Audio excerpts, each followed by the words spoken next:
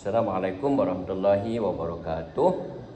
Rabbi shrah li sadri wa yassir li amri wahlul 'uqdatam min lisani yafqahu qawli. Amma ba'd. Alhamdulillah, subuh yang hening, subuh yang sunyi. Ayam-ayam semua dah bangun, kan? Dah ramai tunggu dah tu depan tu ayam-ayamnya. Allahu Akbar. Dah bangun awal lagi dah ayam. Ayam yang tidak dihisap di akhirat selepas dia mati, maka matilah dia, habis dimakan tanah ataupun dimakan manusia, kan? Ayam tidak dihisap, tapi dia dah bangun awal lagi dah. Awal lagi dah, kan? Ramai orang tak bangun lagi sebab tu sunyi, kan? Allahu Akbar, takutnya. Baik, kita dengar apa wasiat Nabi di subuh yang hening ni. Semoga Allah Ta'ala, ya Allah, Kau buka pintu hati kami, Kau buka pintu hati anak cucu kami, keturunan kami, adik-beradik kami, dan Kau buka pintu hati seluruh kaum muslimin muslimat di seluruh dunia, dan Kau buka pintu hati seluruh orang-orang kafir, dan Kau buka pintu hati seluruh musuh-musuh Islam, pembenci-pembenci Islam, supaya Kau masukkan taufik hidayah, ya Allah. Kau bagilah petunjuk, bagilah hidayah, ya Allah, supaya semua umat ni selamat daripada kemurkaan-Mu. Semua umat ni beriman kepada-Mu, ya Allah, supaya semua umat ini selamat daripada neraka-Mu dan masuk syurga-Mu, ya Allah. Baik, kita dengar hadis Nabi. Apa wasiat Nabi? An Abi Hurairah radhiyallahu anhu anna Rasulullah sallallahu alaihi wasallam qala ahabbul biladi ila Allah ta'ala masajiduha wa abghadul biladi ila Allah aswaquha. Sayyidina Abu Hurairah radhiyallahu anhu meriwayatkan bahawa sesungguhnya Rasulullah sallallahu alaihi wasallam bersabda, tempat yang paling dikasihi oleh Allah Subhanahu wa taala ialah masjid-masjid, dan tempat yang paling dibenci oleh Allah Subhanahu wa taala ialah pasar-pasar. Hadis riwayat Muslim. An Ibni Abbas radhiyallahu anhu qala Rasul An Abi Hurairah radhiyallahu anhu anin Nabi sallallahu alaihi wasallam qala man ghada ilal masjid wa raha a'addallahu lahu nuzulahu minal jannah kullaha ghada aw raha. Sayyidina Abu Hurairah radhiyallahu anhu meriwayatkan bahawa Nabi sallallahu alaihi wasallam bersabda, sesiapa yang pergi ke masjid pada waktu pagi dan pada waktu petang, maka Allah menyediakan untuknya hidangan dalam syurga setiap kali dia pergi ke masjid pada waktu pagi atau petang. Hadis riwayat Rawahul Bukhari. Nabi sallallahu alaihi wasallam bersabda, sesiapa yang pergi ke masjid pada waktu pagi dan waktu petang, maka Allah menyediakan untuknya hidangan dalam syurga setiap kali dia pergi ke masjid pada waktu pagi atau petang. Hadis Bukhari. Allahu Akbar. Ya Allah, Kau terimalah kami dan keturunan kami, ya Allah, supaya dapat main masjid, dapat tunaikan hadis ini, ya Allah.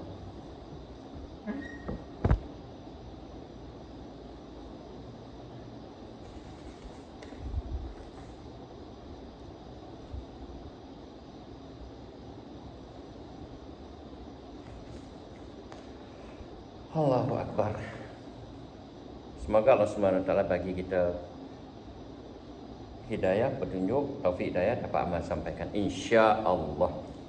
Baik. Pentingnya masjid.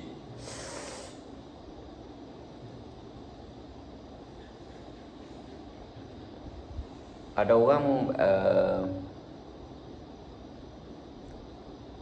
orang bagi tahu, saya nak pergi masjid. Tak boleh, Ustaz.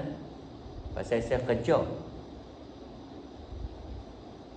Pasal saya bekerja. Masa yang dibagi untuk berehat tak sempat nak pergi sembahyang Jumaat.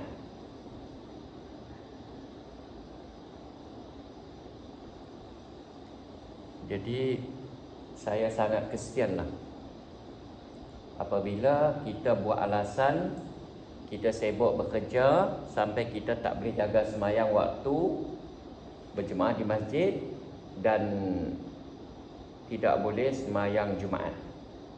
Saya sangat kesian dengan alasan ni. Kalau saya tak kerja, siapa nak bagi anak saya makan, Ustaz? Nampak tak? Kesan. Syaitan akan halus dia, syaitan. Apabila kita mula ambil ringan tentang sembahyang, maka syaitan akan bagi bisik kita, ilham kita, perkara-perkara macam ni. Saya pernah jumpa pelanggan saya, dia kerja. Dia kata, saya dah lama tak sembahyang Jumaat, Ustaz. Dah lama tak sembahyang Jumaat. Pasal apa tak sembahyang Jumaat? Saya punya syarikat tak bagi saya pergi kerja, Ustaz. Kilang saya dia tak bagi saya pergi kerja. Tak pergi saya pergi sembahyang Jumaat, Ustaz. Kalau dia kata kalau saya pergi sembahyang Jumaat, saya kena buang kerja. Habis siapa nak bagi saya makan, Ustaz? Perkara ni dah berlaku dalam 6-7 tahun yang lalu. 6-7 tahun yang lalu. Saya kata, Tuan tak bolehkah Tuan berhenti kerja situ? Tuan pergilah kerja tempat lain yang mana membolehkan Tuan pergi sembahyang Jumaat. Dia kata, tak boleh, Ustaz. Saya tak reti nak buat kerja lain, Ustaz. Saya dah kerja situ lama. Saya tak reti. Saya tak yakin saya boleh buat kerja tempat lain. Nampak tak? Ini prinsip dia. Jadi tak apalah, saya kata, Tuan jangan macam tu. Jangan kerana sebenarnya yang bagi rezeki kita ni Allah. Kan? Yang bagi rezeki kita, berkat kita Allah. Makanya dia main lagi. Lepas tu dia main lagi. Beberapa lama sampai tu dia main lagi. Saya kata, Tuan macam mana? Dah buat keputusan belum? Pindahlah tempat kerja. Jangan kerja lah. Jangan kerja tempat tu kan. Dia kata tak boleh kan. Tak boleh lah. Kesian sangat dia. Tak boleh lah, dia kata. Kata boleh, insya-Allah boleh. Tiba-tiba baru ni dia main pula. Dia main pula, apa berlaku tau? Apa berlaku? Dia jadi gaut. Dia main jumpa so dia jadi gaut. Dia jadi gaut. Gaut ni sakit tau. Tangan dia tak boleh nak genggam. Lepas tu yang paling saya ngeri apa tau? Gautnya berlaku di lutut. Di lutut. Menyebabkan dia tak boleh sembahyang. Dia tak boleh nak sujud. Dia tak boleh nak sujud. Bila sujud dia sakit. Tak boleh nak bengkok. La ilaha illallah. Saya kata, Tuan, saya dah cakap dah, Tuan. Saya cakap dah. Jangan ambil ringan tentang sembahyang. Sakit kita redha. Tetapi dia mesti ada sebab musabab. Saya dah kata aja, jangan sampai Allah Ta'ala rentak. Tuan tak mau sembahyang. Saya bukan tak mau, Ustaz, saya tak boleh pergi sembahyang. Tak, Tuan sendiri tak mau sebenarnya. Kalau Tuan mau, Allah Ta'ala akan tunjuk jalan. Kalau Tuan mau, saya kata, dah sekarang jadi gaut dah. Sekarang ni saya tak boleh sembahyang lah, Ustaz. Okey, tak boleh sembahyang. Saya nak tanya ada soalan. Tuan masih kerja ke sekarang ni? Saya tak boleh kerja dah, Ustaz. Saya kena buang kerja dah. Nampak tak hasil dia? Beberapa tahun dulu saya dah cakap, Tuan berhenti je situ, cari tempat lain. Habis sekarang ni Tuan duk likan sangat dunia dulu kerana takut nak tinggal tempat kerja tu, sebab dah selesa kerja situ menyebabkan Tuan tak sembahyang waktu pun tak dan, kadang-kadang maghrib saja. Kerja dah lah 12 jam kerja kilang. Kan? Sembahyang pun tak boleh, sembahyang waktu tak boleh. Kan? Lepas tu sembahyang Jumaat Tuan tak buat, tengok apa dah berlaku. Allah Ta'ala dah bagi petanda dah bahawa dia dah marah. Menjawabkan terus tak boleh sembahyang macam orang lain dah. Kalau Tuan nak sembahyang pun kena duduk atas kerusi kan. Dah tak boleh sujud dah sekarang ni. Orang pun dah buang kerja lah. Nampak? Orang tak perlukan Tuan. Sebab Tuan pergerakan Tuan dah terbatas. Nampak tak? Allah, dia pun nangis. Nangis tak guna dah Tuan. Kan? Hidup Tuan 20 tahun 25 tahun mengabdikan diri kepada makhluk, sehingga kan terlupa kepada Khalik. Tapi tak apa, Allah Maha Pengasih, Allah Maha Penyayang. Mulai hari ni tuan kena betul balik. Jaga semayangnya, betul balik, taubat pada Allah, insaf, taubat pada Allah.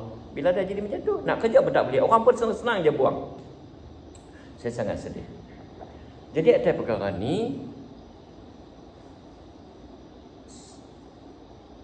saya nak sarankan tentang sembahyang Jumaat ni lah. Kita sarankan sebab ramai orang tak sembahyang Jumaat. Di sini pun ada nasib. Dulu ada satu orang imam, saudara saya dulu, di bukan kampung ni, kampung lain. Siapa tak pergi sembahyang Jumaat, dia tak akan nikahkan, dia tak akan urus pernikahan anak orang yang tak pergi sembahyang Jumaat. Siapa macam tu? Jadi menyebabkan orang marah dengan dia. Sebenarnya wali tak layak kalau wali yang tidak solat. Sebenarnya. Jadi bila anak dia nak kahwin lagi 2-3 bulan, dia pergilah sembahyang Jumaat. Ada orang buat lucu. Oh, sedih dia. Jadi dalam keadaan suasana sekarang ni, yang mana ramai orang tak pergi sembahyang Jumaat, khususnya dalam suasana virus ni, hanya dibenarkan 40 orang ataupun 50 orang je sembahyang Jumaat. Padahal penduduk sini lebih kurang 300 orang yang di Korea sini. 300 orang tak masuk budak-budak lagi. Tak masuk ni. Ustaz-ustaz pun ramai. Hak bukan ustaz pun ramai yang boleh jadi imam. Kan? Yang boleh jadi imam. Bapak pun boleh jadi imam kan? Kan? Semua boleh ni. Baca khutbah dan jadi imam. Senang je. Ustaz-ustaz pun ramai, ustaz sekolah ramai, sekolah kebangsaan ramai, ustaz sekolah menengah ramai, orang mengaji pondok ramai. AJK masjid, kalau tidaklah ada kelayakan, maka dia orang tak dilantik jadi AJK masjid. AJK masjid boleh jadi imam, boleh baca khutbah, kan? Benda tak payah mana. Jadi saya sarankan buat shift 50 orang. 50 orang senarai nama. Dalam karya kita ada senarai nama, kan? Kita boleh kutip senarai nama. Okey, kita katalah 300 orang. 300 orang, saya sarankan 50 orang shift pertama. Shift pertama, sebagai contoh, masuknya Zuhur pukul 1.30. 1.30, maka imam baca khutbah dan sembahyang Jumaat. 15 minit cukuplah. Kan? Dan 15 minit cukup. Lepas tu habis shift pertama. Shift kedua pula Bilal pula. Mula-mula Bilal ataupun pengurusi masjid pula. Pengurusi masjid baca khutbah, 50 orang yang kedua jadi imam. Selesai. Kan? Setengah jam. Contoh. Jemaah asar kita kata 44.30 kan. Shift yang ketiga 50 orang pula Bilal masjid. Ataupun imam dua. Dia ada imam satu, imam dua kan. Imam dua pula baca khutbah dan sembahyang 50 orang yang ketiga. Shift yang ketiga. Shift yang keempat Bilal satu, baca khutbah dan jadi imam. Benda tak payah mana pun, baca aja dan jadi imam sekejap aja. Shift yang kelima Bilal nombor 2. Shift yang ke-6 Tok Siap, pegawai masjid kan? Orang yang dihormati kan. Saya rasa boleh lah buat sampailah pukul 4. Asar pukul 4.30. 50 orang ikut. Tak apa, kita hormati. Buat SOP, ikut, pakai mask, apa semua sekali, kan? Main masjid lah. Ke masjid. Saya rasa boleh kot macam tu. Macam mana tuan? Dalam waktu yang sama, bila kita ada senarai nama macam tu, bermakna orang yang tak datang sembahyang Jumaat, dia mesti kena datang. Kita boleh pantau anak Korea kita yang tak sembahyang Jumaat, kan? Jadi saya shoot, saya punya fikir, saya punya fikir macam tu lah. Kesian orang tak sembahyang Jumaat ni. Saya pernah jumpa satu orang pelanggan saya, 24 tahun tak pernah pijak masjid. 24 tahun tak pernah pijak masjid. Bila saya tanya sembang-sembang, dia kata 24 tahun saya tak pernah sembahyang, tak pernah pijak tangga masjid. Allahu Akbar. Dahsyat. Jadi ini tanggungjawab imam-imam lah, tanggungjawab imam, dia kena pantau ahli Koreanya. Tu tanggungjawab imam-imam, tanggungjawab ketua kampung, tanggungjawab orang yang dibagi amanah untuk jaga. Allah takutnya. Kalau tengok sahabat Nabi dulu, Sayyidina Umar, dia akan pastikan semua orang main masjid, kan? Dia akan tengok lepas subuh, dia akan tengok, satu budak tak main masjid, kan? Lepas tu seorang budak tak main sembahyang subuh berjemaah, kan? Sayyidina Umar terus pergi rumah tau. Terus pergi tanya, pasal apa tak main masjid? Mak dia bagi tahu semalam dia sembahyang sunat panjang, sehingga kan dia terlena. Sayyidina Umar terus kata, aku lebih suka dia main sembahyang berjemaah di masjid daripada sembahyang sunat.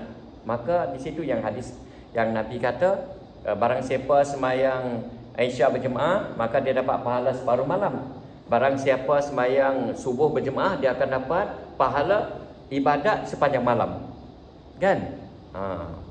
Jadi kita tengok pemimpin zaman-zaman dulu. Jadi kita harap Allah SWT bagi kefahaman ini. Bukanlah kalau kita pandai, tak, kita tak pandai, kita bukan orang pandai, kita tak ada apa-apa.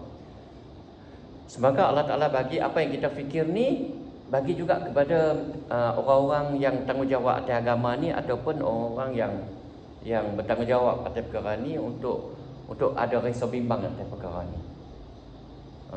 Itulah. Allah Akbar.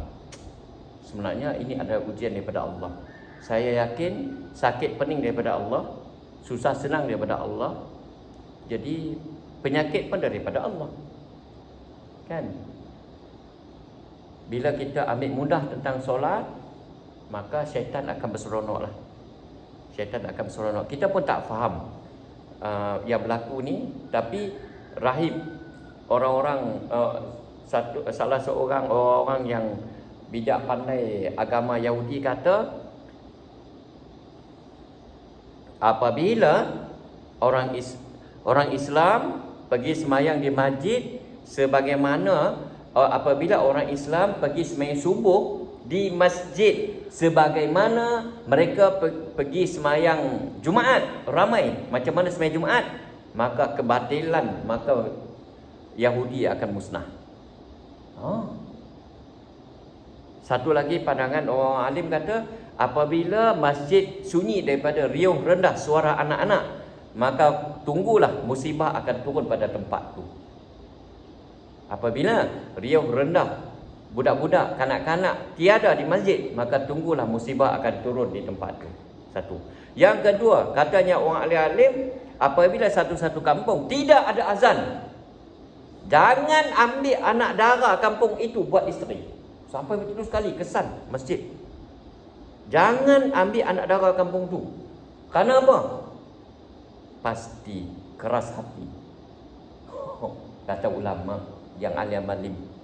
Sebab tu salah satu kaedah nak cari isteri, kena pergi kampung tu, tengok masjid, tengok surau dia, azannya 5 waktu atau tidak, ramai tak orang yang sembahyang berjemaah. Salah satulah kalau nak cari isteri yang kedua, ketiga lah, kan? Mana tahu kok sedang teropong-teropong. Kok ada hasrat? Tidak ada. Tak ada, Boleh. Tak ada, Setia pada yang satu, Allahu Akbar. Sebenarnya dalam istilah dalam sebenarnya setia ni tak sesuai untuk isteri wajib setia pada satu orang suami. Isteri wajib setia kepada satu orang suami. Baik, itulah. Semoga Allah SWT kesian kita semua selesaikan masalah ni supaya semua orang dapat main masjid berjemaah. 100% lelaki sembahyang masjid berjemaah, 100% orang perempuan sembahyang di awal waktu. InsyaAllah Allah SWT akan selesaikan semua masalah, InsyaAllah. Okey. Assalamualaikum warahmatullahi wabarakatuh.